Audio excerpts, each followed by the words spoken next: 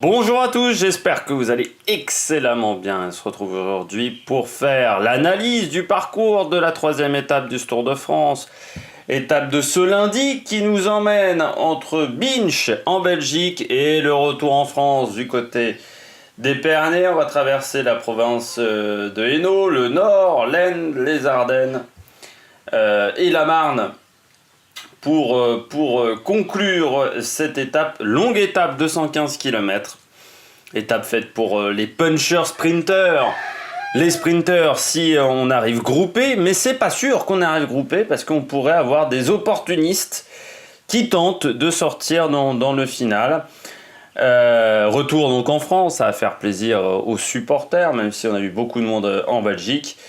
Étape qui va pas être facile également sur la deuxième partie du parcours. Autant sur la première partie, on est plutôt sur des grandes routes, des routes larges. Or, dans les 60 derniers kilomètres, ça m'a l'air sur la carte de se resserrer pas mal, surtout lors des 3-4 dernières côtes, où là on est vraiment sur un parcours plutôt étroit, je trouve. Et donc il faudra faire attention parce qu'on sera forcément à 176 à ce moment-là dans le peloton. Et donc il faudra peut-être faire attention pour prendre une bonne position. Ça risque de rouler fort dans les 70 derniers kilomètres de cette étape lors de l'entrée dans la Marne à partir de Reims. Ça risque d'être un petit peu difficile, on devrait passer pas loin de la cathédrale de Reims. Donc on va regarder tout de suite le profil très rapidement. Alors, première partie d'étape, c'est tout plat pendant quasiment 160 km jusqu'à Reims. C'est tout plat. Sprint intermédiaire du côté de Dizy-le-Gros au kilomètre 102. Et puis c'est là, à partir du kilomètre 173, que ça se complique avec la côte de 4e catégorie du côté de la côte de Nanteuil-la-Forêt, 1 km 1, 6,8 de moyenne. La côte de Haute-Villiers, 900 mètres à 10,5%, c'est un peu plus loin. Puis la côte de Mutigny, où on aura le sprint bonus. Et la côte de Champignon également.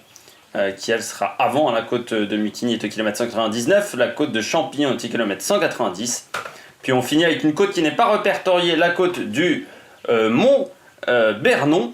Faire également attention à l'arrivée du côté d'Épernay. Alors là vous voyez un profil un peu plus détaillé des 5 derniers kilomètres.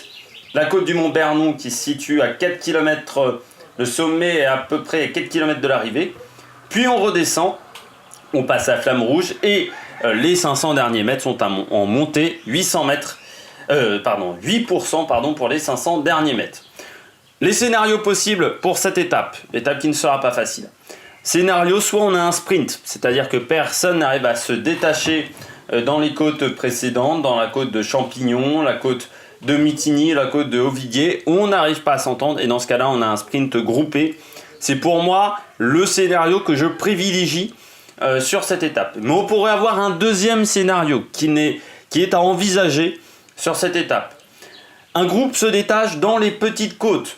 Je pense particulièrement dans la côte de Mutigny, 900 mètres à 12,2%, ou dans la côte de Haut-Villiers, 900 mètres à 10,5%, malgré le fait que cette côte de Haut-Villiers soit encore à 25 bornes de l'arrivée. Donc c'est pour ça que la côte de Mutigny me semble plus intéressante à 15 km de l'arrivée du côté du sommet. On sort à ce moment-là.